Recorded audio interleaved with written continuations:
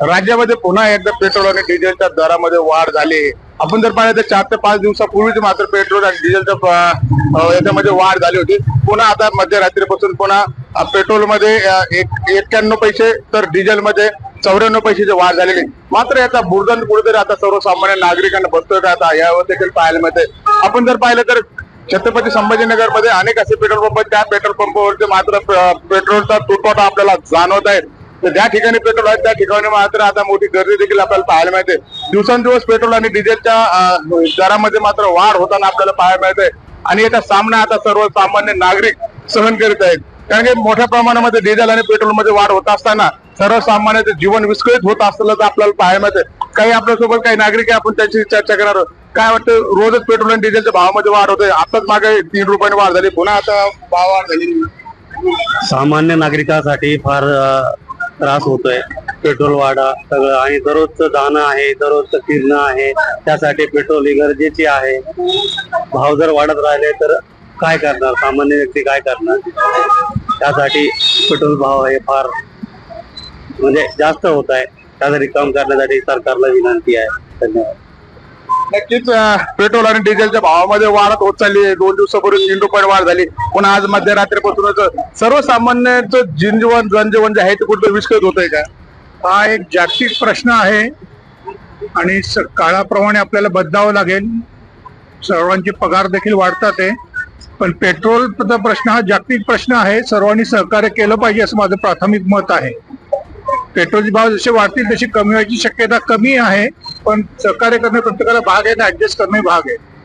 कुठेतरी नरेंद्र मोदी म्हणतात की वापर कमी करा, पेट्रोलचा वापर करा, डिझेलचा। ते 100% सर्वांनी केलं पाहिजे। मंत्र्यांच्या कामामध्ये पुढे करताना आपल्याला पाहायला मिळतं। देवेंद्र फडणवीस बरोबर बुलेटवर गेले, दुसऱ्या दिवशी पुन्हा जो तापा तो तापाच्या ह्याच्यासमोर आता याला काही बोलणं शक्य नाही। सर्वांना हे लागू आहे, सर्वांनी वरपासून खालीपर्यंत अंमलात आणलं पाहिजे असं मला वाटतं, प्राथमिक मत आहे असं माझं। आमदार, खासदार, नगरसेवक सर्वांनाच लागू आहे। नक्कीच हा नियम सगळ्यांना लागू आहे, कारण की पेट्रोल आणि डिझेलचे भाव जे आहेत ते वाढत चाललेले आहे। मात्र कुठेतरी यामध्ये देशाचे पंतप्रधान नरेंद्र मोदी यांनी कुठेतरी याच्यामध्ये पेट्रोल आणि डिझेलचा वापर कमी करा असं म्हटलेलं आहे। त्याच्यानंतर सोनं खरेदी करू नका असं देखील म्हणलेलं आहे। मात्र हे होत असताना 2-4 दिवसापूर्वी 3 रुपयांनी वाढ झाली, पुन्हा आज रात्री पुन्हा मध्यरात्री पुन्हा पेट्रोल मध्ये वाढ होत चाललेली। पेट्रोल डिझेलची भाववाढ ही काही सरकारच्या मर्जीने वगैरे होत नसते। आंतरराष्ट्रीय किमतीत चढ उतार झाल्यानंतर ती काही वेळा इच्छा नसली तरी ती करावीच लागते। परंतु माझं म्हणणं असं आहे की पेट्रोलची भाववाढ, डिझेलची भाववाढ हे निमित्त साधून काही ट्रेडिशनल लोक जाणीवपूर्वक महागाई वाढवतात। म्हणजे समजा रिक्षाचं भाडं 10 रुपये पहिल्यांदा होतं, आता 20 रुपये केलेलं आहे।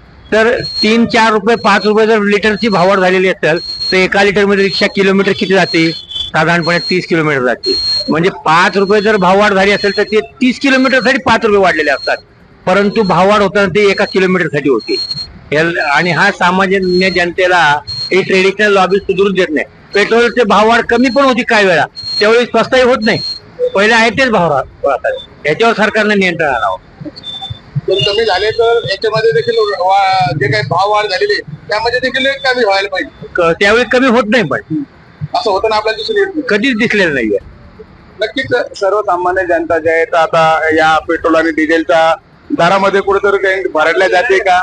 आणि माझ्यासोबत रिक्षा चालक आहेत, त्यांना सर्वात जास्त मोठा फटका यांना बसल्याचा आपल्याला पाहायला मिळते। कारण की लोक काही भाव तुम्हाला पैसे वाढून देत नाही, तुम्ही मागत जरी असलं तरी तुम्हाला त्या दरामध्ये कुठे वाढ होत नाही। परंतु आता रोज जर पेट्रोल आणि डिझेलचे भाव वाढत गेले तर तुमचं कसं मॅनेजमेंट करेल?